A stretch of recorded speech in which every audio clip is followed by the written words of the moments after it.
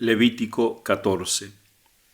Habló Yahvé a Moisés diciendo: Esta es la ley del leproso en el día de su purificación.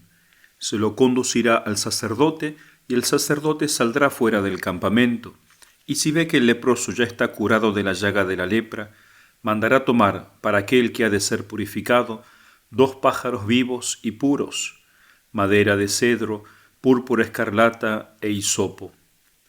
Después el sacerdote mandará degollar uno de los pájaros sobre una vasija de barro con agua viva. Luego tomará el pájaro vivo, la madera de cedro, la púrpura escarlata y el hisopo. Los mojará juntamente con el pájaro vivo en la sangre del pájaro degollado sobre el agua viva, y rociará 7 veces al que ha de ser purificado de la lepra. Así lo purificará. Luego soltará en el campo al pájaro vivo.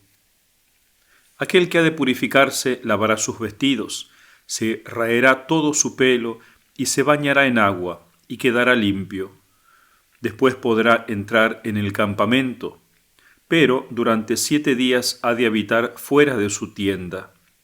El día 7º se raerá todo su pelo, sus cabellos, su barba, sus cejas. En fin, raerá todo su pelo, lavará también sus vestidos, bañará su cuerpo en agua y quedará limpio.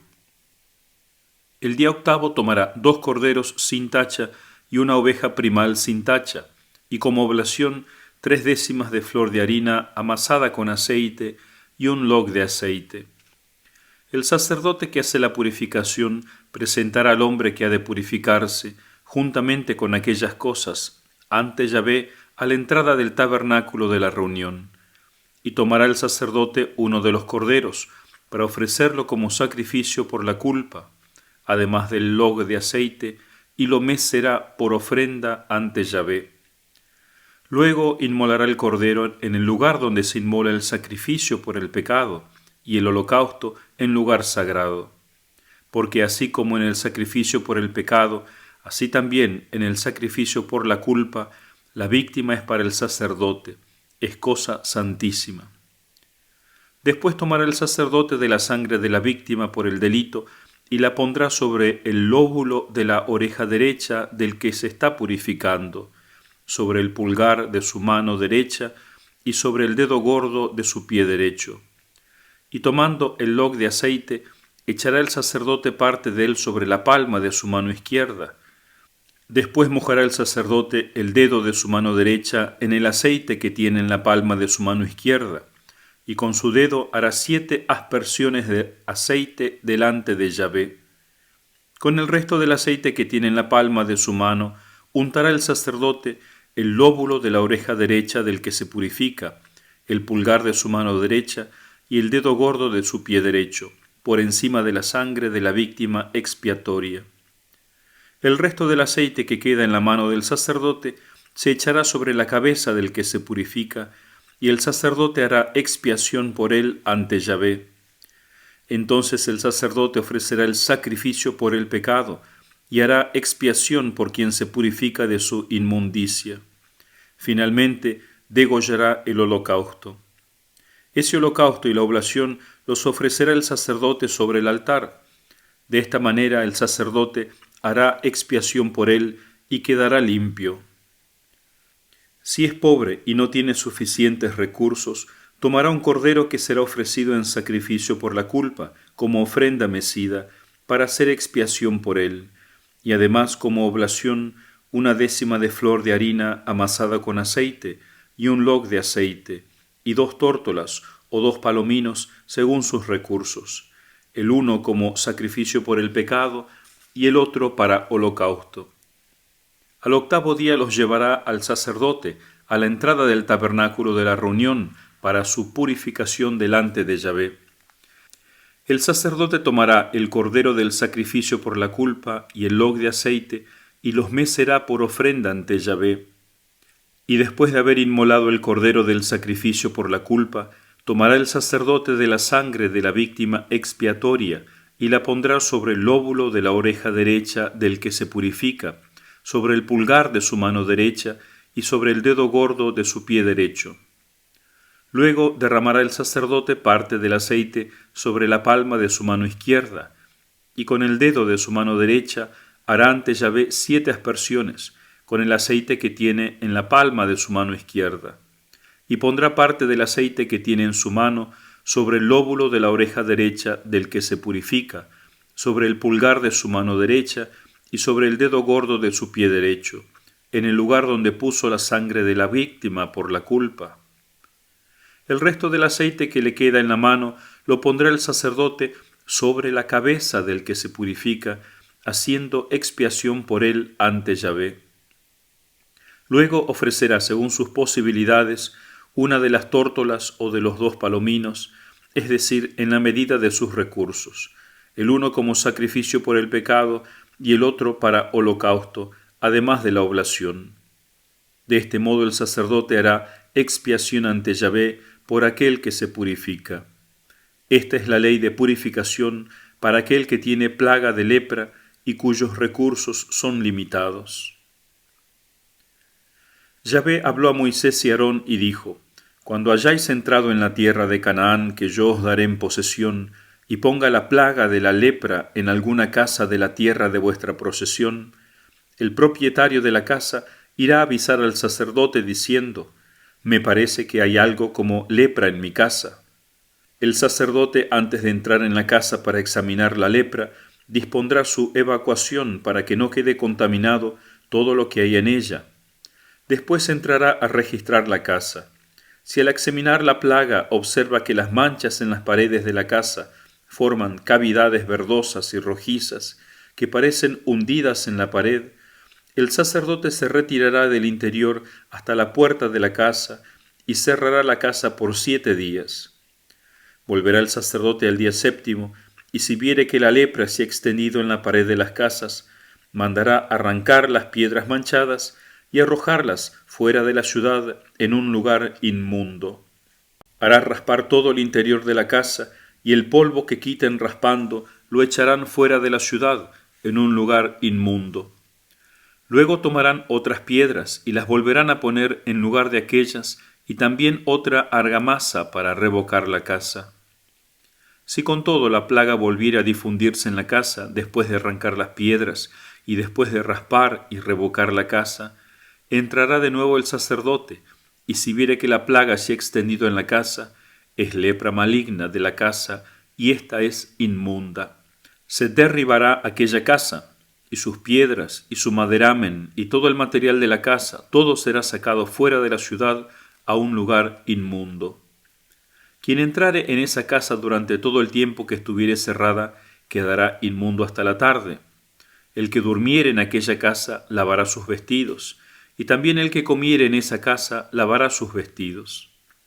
Mas si el sacerdote al entrar nota que la plaga, después de revocada la casa, no ha cundido en ella, la declarará limpia, pues se ha curado de la plaga. Entonces, para purificar la casa, tomará 2 pájaros, madera de cedro, lana escarlata e hisopo. Degollará uno de los pájaros sobre una vasija de barro con agua viva, y tomando la madera de cedro, el hisopo y la lana escarlata con el pájaro vivo, los mojará en la sangre del pájaro degollado y en el agua viva, y rociará la casa 7 veces. Así purificará la casa con la sangre del pájaro, con el agua viva, el pájaro vivo, la madera de cedro, el hisopo y la lana escarlata. Luego soltará el pájaro vivo fuera de la ciudad, en el campo. De este modo hará expiación por la casa, la cual quedará limpia. Esta es la ley para toda clase de lepra y de tiña, para la lepra del vestido y de la casa, y para los tumores y erupciones y manchas blancas, para discernir cuándo una cosa es impura y cuándo es pura. Tal es la ley de la lepra. Palabra de Dios, te alabamos, Señor. Comentario. Benedictum verbum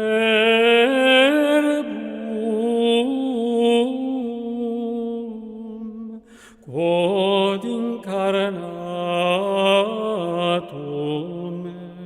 est ex Maria Virgine En este segundo capítulo que trata sobre la lepra, recuerden que en el anterior se había distinguido 6 clases de lepra, o sea, hay algunas que eran llamadas lepras en la Sagrada Escritura, pero se trata de otro tipo de enfermedades que se asemejan a la lepra. La lepra verdadera se tiene todavía por incurable. Por eso hay casos que se presentan en este capítulo de curaciones, cuando se trata de otros tipos que parecen lepra y no lo son, excepto por supuesto que hubiese sido curado milagrosamente, como también leeremos en la Escritura, por ejemplo, la curación de Naamán el sirio. Y como la enfermedad está ligada con el pecado, era preciso que el que se curaba se sometiera a ciertos ritos celebrados por el sacerdote. Los mismos sacerdotes que le habían declarado impuro debían declarar oficialmente la curación de la impureza. Este rito de purificación es largo y complicado hasta cierto punto. Comenzaba el sacerdote por comprobar la curación fuera del campamento.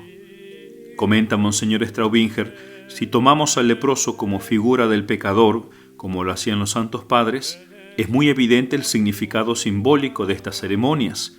El sacerdote sale fuera del campamento, va al leproso y lo busca, al igual que el Hijo del Hombre, que vino a buscar y salvar lo que estaba perdido. Entonces el sacerdote no puede contentarse con esperar a los pecadores, tiene que salir a buscarlos. Claro, la caridad comienza por casa. Tiene que ocupar gran parte de su tiempo en atender a las ovejas que van a la iglesia, en buscar su formación espiritual, su santificación, ciertamente. Pero también debe organizar su apostolado hacia aquellas almas que están perdidas, que no vienen, organizando misiones populares, visitando las casas personalmente, visitando a los enfermos, pero primero que todo rezando y haciendo penitencia por la conversión de ellas. Entonces, fuera del campamento se hacía la primera purificación, con la cual el leproso recibía la facultad para entrar en el campamento, aunque todavía no en su tienda, en su casa. Después de 7 días se rapaba el pelo, se bañaba y lavaba sus vestidos, y el 8º ofrecía los sacrificios. Y con esto se terminaba el rito de la purificación. Como vemos en otros lugares también, la ley de Dios se preocupa mucho por la pobreza del leproso, en el caso de que no pudiera presentar las víctimas prescriptas. ¿Cuáles son las víctimas, los elementos que toman parte de estos ritos? 2 pájaros puros, madera de cedro, que simboliza la incorruptibilidad por su larga duración, un hilo de púrpura, cuyo color rojo simboliza la sangre, una planta de hisopo, que se empleaba en todas las purificaciones, así como hoy en día nosotros los sacerdotes tenemos el acetre, que se le llama también, hecho de metal para aspergiar el agua bendita sobre la gente. Muchas veces, a falta de eso, se usa una planta, una rama de planta, aquí una en especial que se llama hisopo. Uno de los pájaros era degollado, no como sacrificio, el sacrificio va a venir 8 días después, sino para que su sangre cayese en un recipiente de agua no estancada, agua viva, o sea, tomada de un manantial, de un arroyo o río, o sea, agua corriente, no estancada ni agua de lluvia. El hecho de mezclar el agua con la sangre simboliza la vida y la idea de la purificación. Y luego el sacerdote con esa cinta escarlata va a atar a la otra vecilla que permanece viva, a la madera de cedro y al hisopo, de manera que su cabecita y sus alas no se mojaban mucho como para luego poder volar. Entonces recuerden que el cedro evita la putrefacción, significa incorruptibilidad. Y el hisopo es muy oloroso, tiene un olor muy fuerte, agradable. El color escarlata significa la belleza y el pájaro la vida, que son las cualidades que el leproso tiene que adquirir. Y también el pecador. Y tenemos que hacerlo, tenemos que ir a buscar al sacerdote para que yo vuelva a tener esa belleza y esa libertad, esa vida. Tenemos que recuperar las virtudes que hemos perdido. Entonces, estos ritos simbolizan el retorno de la vida del enfermo, además de su purificación, el retorno a la vida social, a la vida de la iglesia. Cuando uno está en pecado, uno se llama un miembro muerto de la iglesia, Pero cuando uno vuelve a estar en gracia de Dios, uno se vuelve nuevamente miembro activo del cuerpo de la iglesia.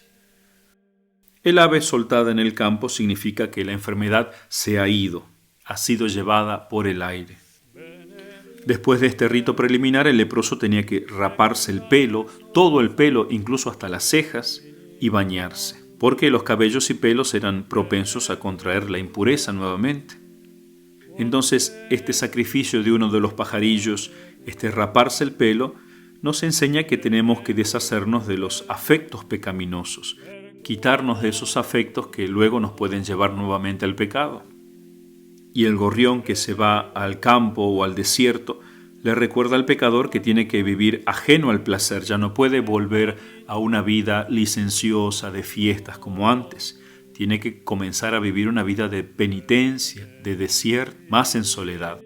No totalmente, por supuesto, irá de vez en cuando a sus fiestas, etc., pero tiene que adoptar una vida más mortificada. Incluso después de esa purificación, no vuelve a su casa, no vuelve a estar con su esposa. O sea, una vez que volvemos a la sociedad, también tenemos que mostrar a la sociedad que estamos arrepentidos, llevando una vida penitente. No basta con haberme confesado, ido al sacerdote, también tengo que mostrarle a mi prójimo que he comenzado a hacer penitencia por mis pecados. De algún modo tiene que notarlo, porque no solamente ofendí a Dios, también ofendí a la sociedad, a la iglesia. Y luego de haber sido reintegrado a la vida civil y de haber hecho su penitencia, va a ser reintegrado a la vida religiosa, va a ir al santuario o al templo y allí presentará los sacrificios. Es muy interesante cómo se va a purificar el lóbulo de la oreja derecha, el dedo gordo de la mano derecha, del pie derecho, primero con la sangre y luego con el aceite, indicando que no solamente tenemos que arrepentirnos de corazón, sino que toda nuestra vida, especialmente lo que ahora vamos a escuchar, que sea más la palabra de Dios, escuchar más los buenos consejos de nuestros padres, de los buenos amigos de la iglesia, comenzar a hacer obras buenas, por eso el pulgar de la mano derecha, y comenzar a caminar rectamente. Y luego el ofrecer todos estos sacrificios, que no era nada barato, 2 corderos, 1 oveja, 3 décimas de efa de flor de harina, o sea unos 12 litros, un log de aceite, o sea un poco más de medio litro, significan también las obras de limosna que tenemos que comenzar a hacer, a sacrificar incluso nuestros bienes materiales por el bien de la iglesia, por el bien del prójimo, por los pobres, etc. Entonces la limosna cubre nuestros pecados también. Luego en la segunda parte de este capítulo se habla de la lepra de las casas. La verdadera lepra es propia del hombre, no ataca a los animales y menos a las cosas inanimadas. Aquí se debe tratar de alguna corrosión proveniente de la humedad, líquenes u hongos adheridos a las paredes, pero son tratadas con un rito religioso también. Esto nos hace pensar cuántas veces uno se muda a una casa que había sido habitada anteriormente por otra familia y notamos que en la casa hay una putrefacción espiritual. Muchas veces hay familias que practican la superstición o incluso la brujería en algunos casos, o alguno de los miembros ha ido a uno de estos supuestos sanadores, ha aportado dentro de la casa algo o ha enterrado en la casa algo, que es importante entonces, dentro de lo posible, detectar y botar de la casa, botarlo a la basura. ¿Cuántas familias incluso tienen decoraciones supersticiosas, algunas traídas de Oriente, el Buda, el elefante, el gatito que mueve la mano? Bueno, todas esas cosas no son cristianas, hay que botarlas, porque pueden traer el poder diabólico sobre la casa. Y en todo caso, cuando uno se muda a una casa ocupada por alguna familia anterior o incluso inaugura una nueva casa, hay que bendecirla, llamar al sacerdote para que haga una bendición, que el sacerdote no cobra nada. A veces le preguntan a uno, padre, ¿cuánto cobra? No, estas cosas no se cobran. Sí, sería bueno, si usted quiere hacer una donación a la iglesia, se acepta porque los sacerdotes vivimos de las donaciones. Pero no hay un monto fijado, dependerá de cada uno lo que quiera dar, lo que pueda dar. Y si no tiene, tranquilo. Lo importante es bendecir la casa. Y después cada uno tener su agua bendita y de tanto en tanto rociar también la casa con agua bendita, haciendo algunas oraciones, Padre Nuestros, Ave Marías, la oración a San Miguel Arcángel, etc. Muy bien, hemos comenzado a estudiar en el Santo Sacrificio de la Misa del libro del Padre Sáenz la segunda parte de la misa, que es la liturgia eucarística. La liturgia eucarística comienza con el ofertorio. Se ofrece el pan y el vino. Pan y vino que aparecen en la última cena, cuando Cristo tiene la última cena con los apóstoles y va a celebrar la primer misa, que tiene como dos partes, esta cena que él hace con los apóstoles y luego su sacrificio en la cruz. Estos dos momentos de la vida de Cristo se unen en la Santa Misa. La Santa Misa, por un lado, es cena, la cena del Señor, y por otro lado es el sacrificio de Cristo en la cruz. Esos dos misterios se unen en uno solo, como el mismo Cristo quiso dejarlo claro, consagrando pan por un lado y vino por otro a partes, simbolizando la muerte, el cuerpo separado de la sangre, como va a ocurrir en la cruz. De ser posible, es bueno que los fieles vengan en procesión trayendo el pan y el vino. No solamente los domingos, sino también se puede hacer durante la semana, aunque no es obligatorio. Al principio, los feligreses llevaban presentes de toda clase, no solamente las que se necesitaban para el culto, sino para sostener al clero y para los pobres. Llevaban pan, vino, cera, aceite, incienso, miel, leche, frutos. Eran depositados en un lugar cerca del altar. Y estos dones recibían una bendición especial durante la misa. Luego este rito fue desapareciendo porque incluso comenzó a usarse ya no pan, sino en la hostia, en la forma que la tenemos actualmente, que obviamente una familia normal no puede confeccionarla si no tiene las máquinas especiales para esto. Entonces, a partir del siglo XI, o sea, hace 1000 años, comenzó a ofrecerse dinero, dándose origen a nuestra actual colecta. Ya la gente, en vez de traer cosas del campo, comenzaron a traer dinero. Lo más importante es ir a la iglesia llevando lo que uno puede, y como dice San Pablo en la carta a los Corintios, la segunda 9:7, Dios ama al que da con alegría. Eso es lo más importante, es entregarle al Señor en agradecimiento por lo que Él ha hecho en mí, por cómo me ha limpiado, me ha purificado a través de su Santa Iglesia, a través de los sacerdotes, y me recibe nuevamente en la familia de la Iglesia. Entonces hacerlo con alegría, no dar la limosna de mala gana. En fin, el pan y el vino nos tienen que recordar que nosotros tenemos que ofrecernos a Dios como hostio. La palabra hostia, que es una palabra latina, significa originalmente un ser vivo destinado a ser sacrificado como víctima, hostio, del verbo herir. Y dicho término no se podía entender más que de Cristo, que se había hecho víctima por nosotros, hostio. Benedictum verbum